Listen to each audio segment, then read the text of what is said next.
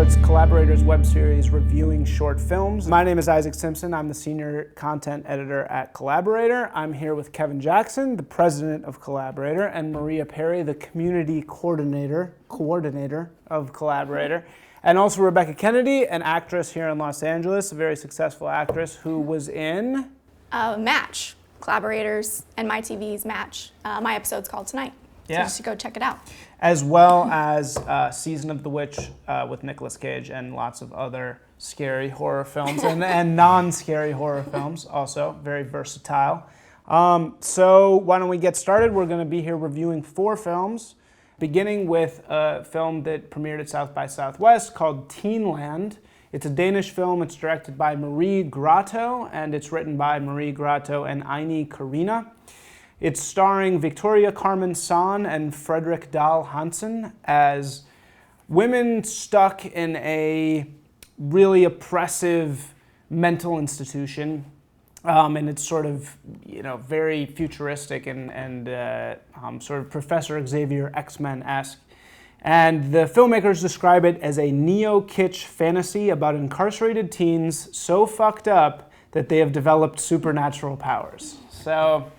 the Danes like to push the limits, so what do you think about this movie? Me? Yes, okay. You. I loved it, actually. I really loved this one. I wasn't really sure going in what I was going to get, but from the opening scene, the very first, opening shot of her standing in front of, I guess it's a two-way mirror type thing. Something like that, yeah. I was totally taken in, and I thought the film was brilliant. The acting was great. It was beautifully shot. I thought, even though most of it's not in English, obviously, I kind of forgot about that. You kind of just forget that you're reading subtitles and you get so sucked into the story. I thought they took a lot of risks for a short film, which I really liked. Like what? Like what would be a risk that they took? And maybe it's not a risk. I don't know, just with them running down the hall naked, for instance, right. With not a shirt on, I thought was, could be a risk, could be risky. Yeah, the film starts like with a scene of a very skinny young girl completely naked with a bunch of tubes stuck in her in front of a two-way mirror. So it's a very shocking scene. Not something we're used to seeing here in America. Well, but the thing you mentioned how you forget about the subtitles. Mm-hmm. You forget about the nudity too, or at least I did, because right. it's just so much. It's so much part of the story. It just kind of blends in, and you stop noticing it, right? It was really wonderfully not sensualized. Yes. Whereas if you got that story here about teen girls running around topless, you would have a lot of close-ups on nubile young breasts, but instead you've got a real story. Right. And they also had a scene of female orgasm, which you don't get here. That's another one that I thought was risky. That was you don't get that at all here, ever. Maybe the best use of music in a moment in a movie that I've seen in a long time. Fact. That moment was, I agree that moment with the female orgasm was really, that was my favorite moment of And by the way, that band, the band who plays that song, is a Brooklyn-based band with a really kind of tricky name. Sloth Rust. It's 2 words. Sloth Rust is the name of the band. And they're awesome. And they were at South by Southwest this year, too. Yeah. So in terms of what Maria was saying, that there's, it's kind of feminist undercurrents here, I think, of this movie. Did you feel that worked? Did you get the statement that they were saying? Or did you feel like this was just sort of a visually cool, sort of strange experience? Well, I wasn't offended by it. Is that, I don't know. I don't feel like it was throwing feminism in your face. It was a story. It wasn't non-feminist. I don't know that necessarily means that it's this is a strong feminist message. I think it's a really good story, and it's definitely a great story about coming of age for young women, which, again, you don't see a ton of. Right. But I liked it. I liked it because it was a lot it was like Matilda meets Girl Interrupted. And I was really into that, actually. When there was 2 strong female leads, and you don't often, I don't even think were there any men? Were there any men in it at all? I think just the voice. Just the voice. Just the voice, yeah. Which I think is symbolic. Right, and you don't usually get such strong female leads, and that's it. And that was really nice, especially, looking at it as an actor, it's that's what I want to watch because that's what I want. And you know, the other thing about all of that is that that is just another part of what's so good about this film, at least in my opinion, is that obviously you can't get around the fact that it's a story about young women, right? But there is a point at which you just forget all of that too, because it's not like they're running around saying women are great and girl power and we have these amazing abilities. They're saying teenagers are great. It's called Teenland. It's not called Female Teenland, right? And it's clearly a story about the amazing power that youth has and the way that society tries to tamp it down and control it and breaking free from that. Right? We're not crazy. I mean, we all go through that, right? We all go through the hormonal changes and we feel kind of crazy and people say that we're crazy. And it's a story about how, no, you actually have amazing powers when you're a teenager. And you do. I mean, you're so much more free in certain ways when you're a teenager than you are once you become an adult. At least that was certainly my experience. So. I think that's a very compelling explanation for it, and that goes sort of beyond the feminism thing, where it's saying it's really about something that everybody faces. And I think you're absolutely right. It's sort of about the teen experience. And I like what you're saying about the power of teens. So you saw this at South by Southwest. Yeah, I saw this at South by, and I got a chance to meet the writer-director, Marie, and you're not surprised when you meet her that she made this film. She's so down to earth. She's definitely, you know, she doesn't come off as having an agenda other than just wanting to make a really cool movie. Yeah, I enjoyed it. I enjoyed all the films. I was saying this to, I think Maria earlier. I enjoyed all the films that I saw at South by this year, and I saw all of them. I saw every short film at South by this year. And this was definitely in the top 2 or 3, for sure. Yeah. But they were all good. There were no stinkers at South by this year at all. They were all really good films, and this was definitely near the top. So. When the acting was so good in it too. That's what really drew me in, because you can have a great story, but if the acting stinks, then forget it. But they were just, those 2 girls were awesome, I thought. Yeah. So did you think that, is she a figment of her imagination? That's what I was going to ask next, yeah. I think it could go either way. Well, there was a Fight Club thing going on. Yeah. Right? I mean, she was kind of pushing the alter ego was pushing her to rebel. And then, so she went back to real life sort of 3/4 through the movie. After she woke up in the bed. Yeah. Well, it transitions, everybody's in pink, and then suddenly she's in white, and everything's in white. And then she goes back in. Yeah. Right. Back to her delusion, I guess. Oh, okay. And that's what I got out of it. I could be wrong. Well, I feel like that, if you want to talk like more than just taking it at surface value, which I really kind of prefer to do at least the first time I watch things, and then come back and rewatch it with like other ideas in mind. So I probably will go back and rewatch it when we're done here, because I've only watched it the once, but it was awesome. But I guess if you want to look at it in the sort of Fight Club narrative, then she had the chance to kind of be cowed again. Like, she finally understood, she had the chance to blend in, and then decided to stand out, and I kind of like that. Right. It's a good narrative. Yeah, it's interesting at the end when she goes like to the, I mean, how much are we allowed to say without giving anything away? Well, that actually would kind of be a spoiler. Okay, yeah, so I won't. So you have to go watch it. Okay. Yeah, all right. The second film we're reviewing is called Drink, and it's written and directed by Emily Moss Wilson, which is a hard name to say over and over again. And it's written also in part by Larry Soileau. And this film actually won Best Film at the Lake Charles Film and Music Festival in Louisiana. And it also had its world premiere at Dances with Films, which is, if you guys don't know, a big film festival here in LA. Anyway, what's the movie about? It's about, they describe it as a sci-fi cautionary tale, which I think is kind of weird because you usually don't have to describe your film as a cautionary tale. That's usually like pretty clear. But it involves 2 sons and a mother fleeing to a hotel room in the middle of the night, and they meet a sort of strange person, and they have a strange connection, and then things get really, really weird.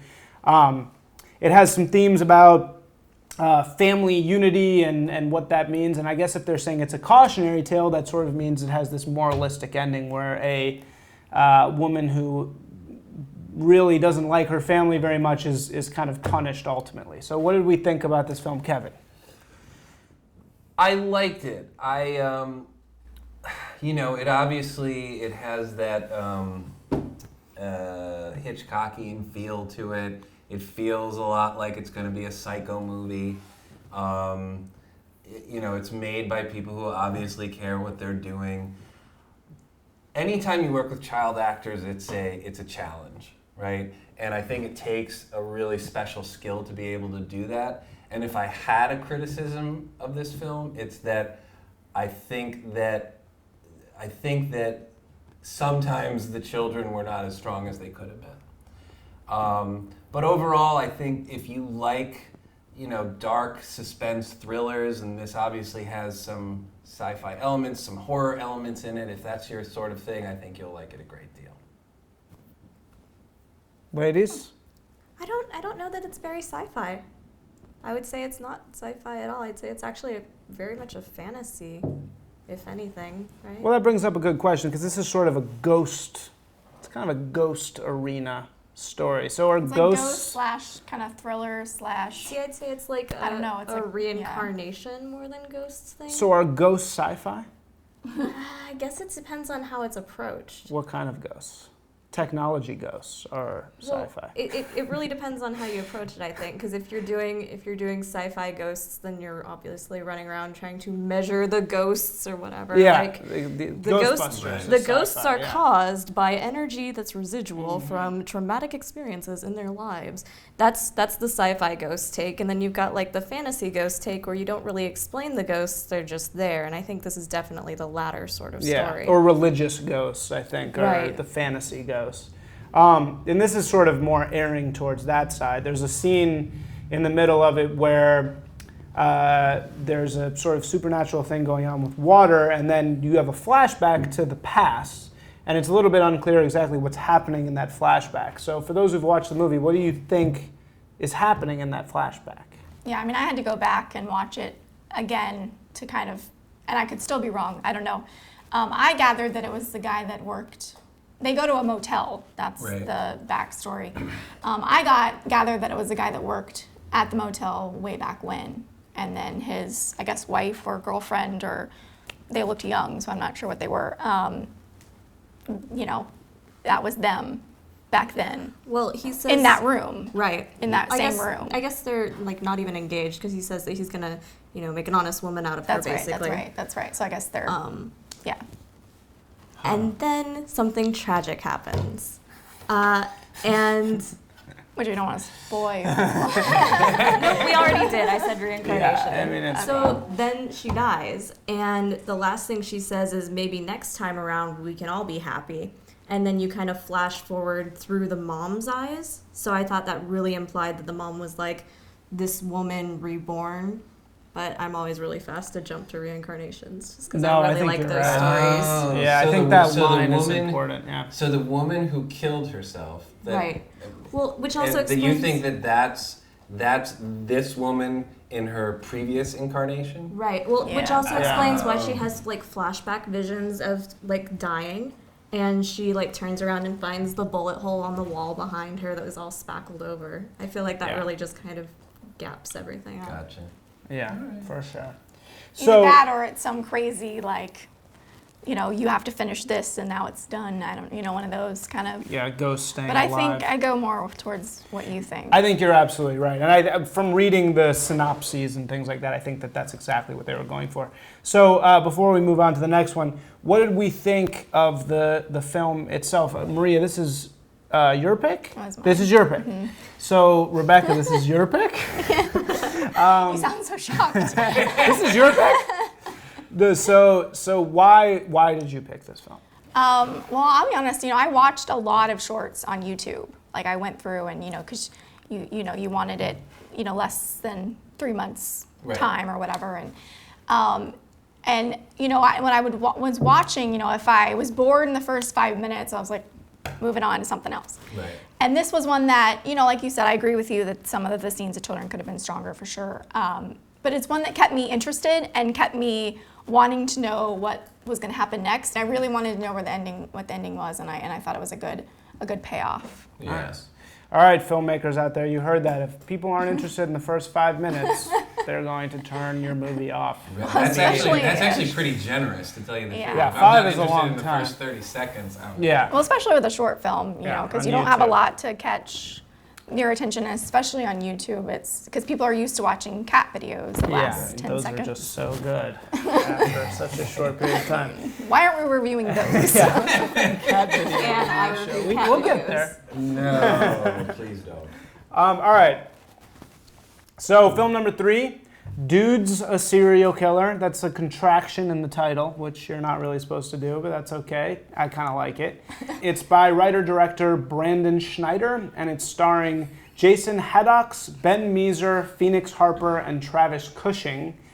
It screened at the Cleveland International Film Festival. It's a sort of a comedy horror film about 3 friends who infiltrate a house in their neighborhood that they believe a serial killer lives in. I guess I would describe this film as kind of teenage humor-y. Very sort of like young nerds banding together type film. Maria, why did you choose this film for us? Well, I end up watching a lot of horror films, so many horror films. And it gets really tiring because they all have a very similar tone. Like, they generally take themselves way too seriously and are afraid to laugh. Even the ones that are supposed to be comedy, you can tell, like, okay, well, that's a planned laugh, and then it's kind of just gore from here on out. And this wasn't. It was really light. It was really fun. And I was also really, really happy about how it feels kind of low budget, but doesn't look entirely low budget. And they definitely stuck to having, you know, old school effects. It's not computer done. That usually looks terrible on this kind of budget. So they went with it and were just like, hey, here's some intestines. And you're like, yeah, those kind of look like intestines. That's awesome. So yeah, I just had fun and I laughed at it, and that was important for me. It's good. Yeah, I mean, I think this is another one of those films that there's definitely an audience for, right? It is everything that Maria just said. It's fun. It does not take itself seriously. It's not your typical horror film on a lot of levels. Maria said something interesting to me before we started taping, which was that you could tell at times that they were unprepared for the shoot, right? Which she got a kick out of.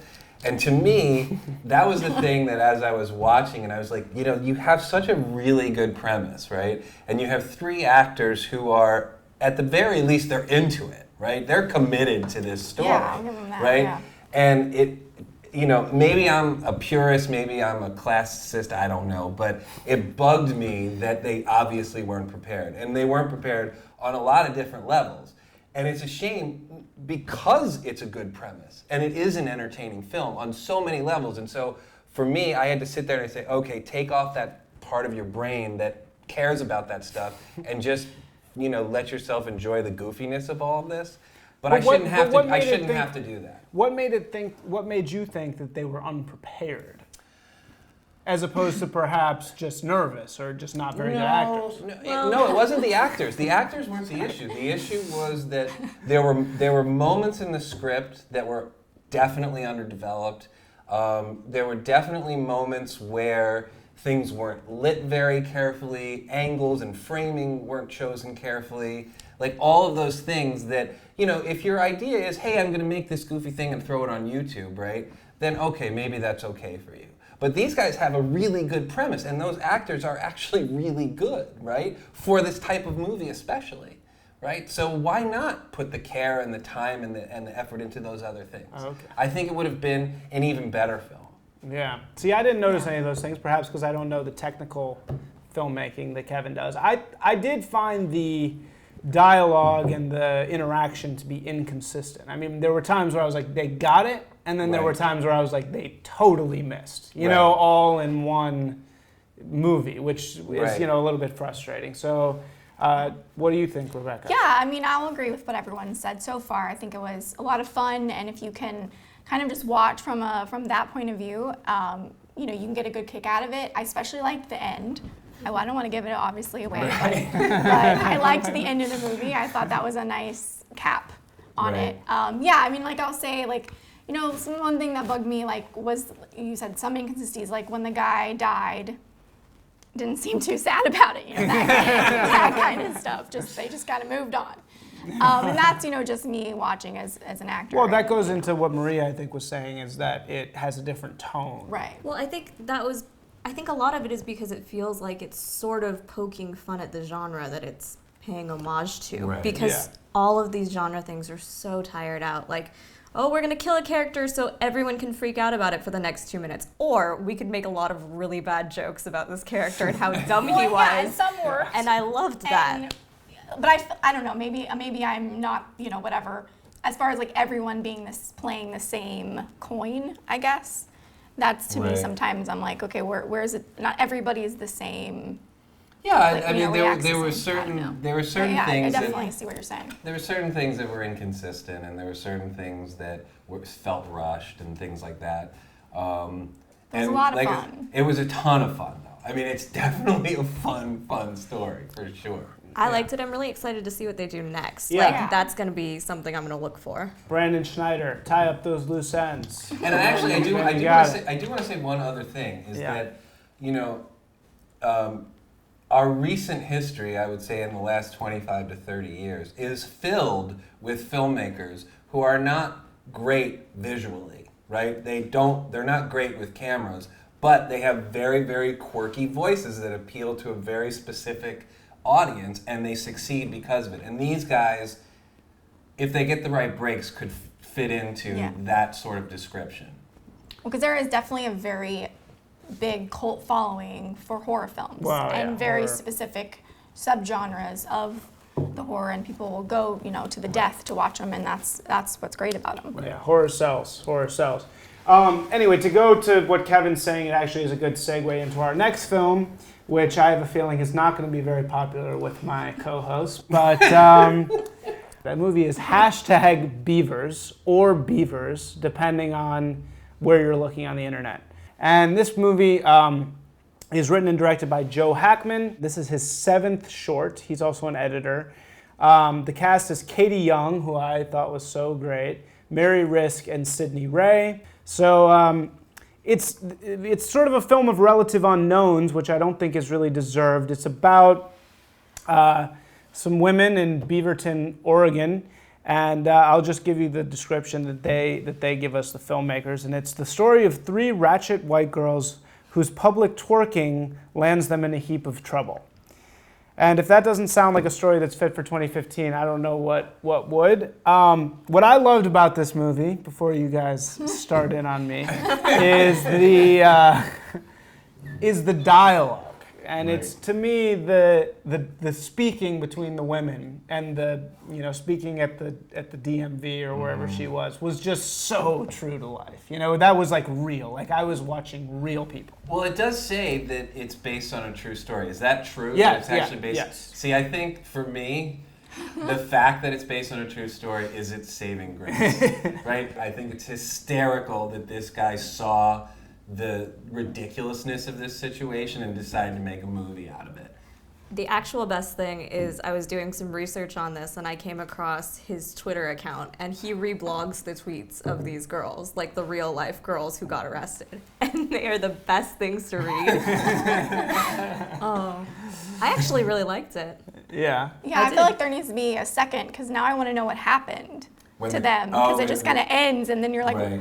wait, what? Yeah. Well, just You know. just Google what happened. I Right. know, but I want to see it. And Okay. it's not really a spoiler to say that in the end, they pull over as the cops are coming for them.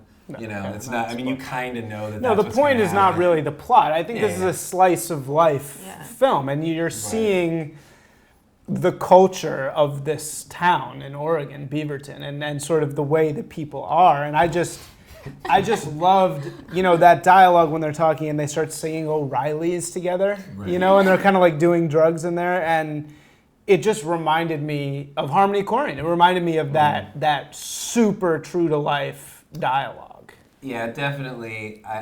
That's definitely true. it definitely felt like people who I despise talking.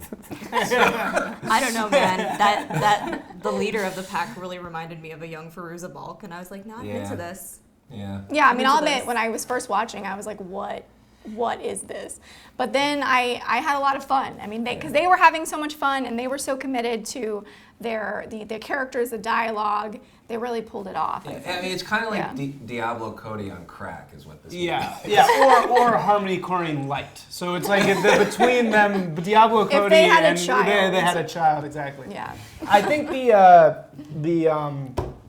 statement you made, what is her name, that actress? Firuza Balk. Firuza Balk. I think that's really dead on. That actress, Katie Young, it was in a full-length, really kind of low-budget, weird Batman spin-off movie, and she played Harley Quinn, not surprisingly. And I'm sure That's you perfect. could. That's perfect, I am right? much Yeah. happier with that casting. Hey, they're making a Craft remake. I'm just saying, we found her, Whoa. right? Are they? Yes. Man, they oh, just she should announced totally play that in that. So, all in all, though, what did you think of maybe the filmmaking of it as the? I didn't think that the filmmaking was bad at all. I think that, if you're just looking at it from that perspective, there's not a lot to say as a criticism to this film. It's just the story. I mean, the story is so brutal. But if you kind of let that go, then it's brutal in a really fun way. The acting is very good. The dialogue, as you said, is great.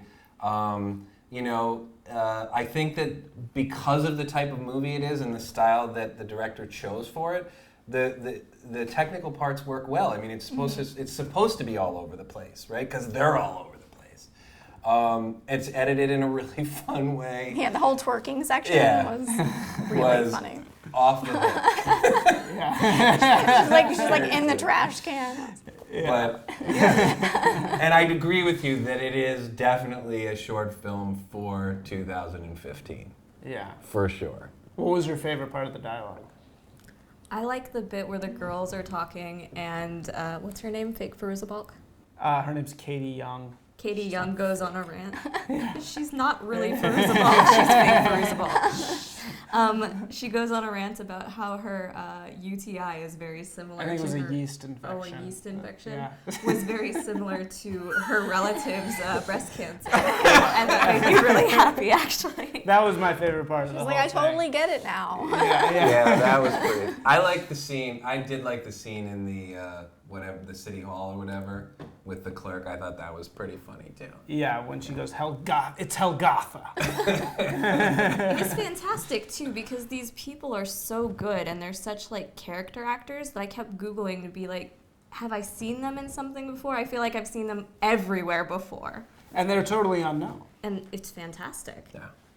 It's cool that he picked it up on Reddit.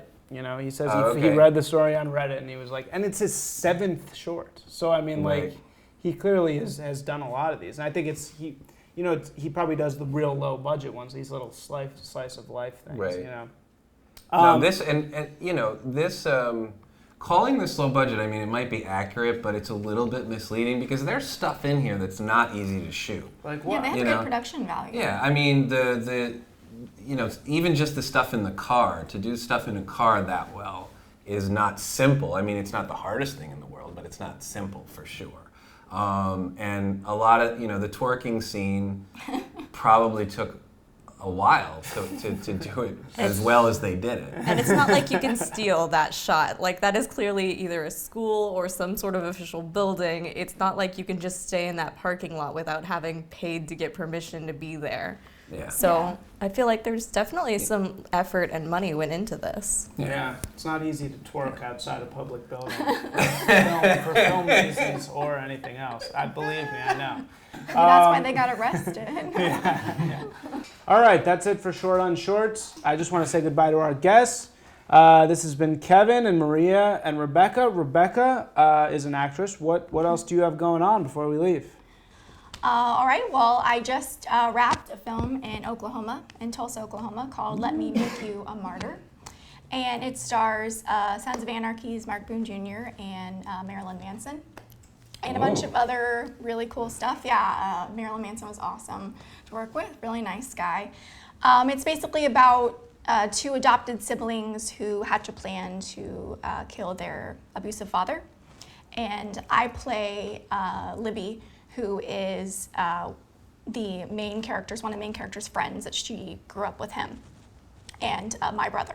And she's like this crass, crude, kind of a witch of a girl, to put it nicely.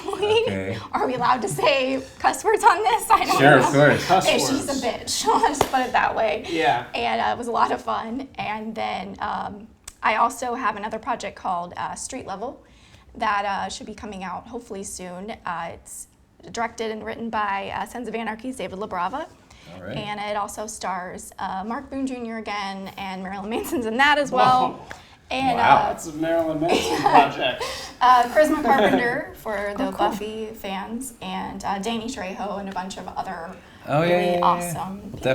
Definitely check out Rebekah's Facebook page, right? She posts everything there, and on her Twitter, she's very good about it. And I also have one other project that hopefully is coming out this year called Bastard. It's a horror film, since you said you like horror films. I got to see a screening of it a few weeks ago, and I was really impressed. I think everyone's going to love it. So. Cool. Cool. So check out Let Me Make You a Martyr, Bastard, and Kill, Kill, Kill Everyone in the World. Her project's coming up. And We'll have a link in the description. Street Level was the other one. I don't know where he got that. I think that's all the time we have. So next week, 2 weeks. We're a bi-weekly show, so check us out 2 weeks from now on the internet. And thanks for having me. Sure. Have a good night.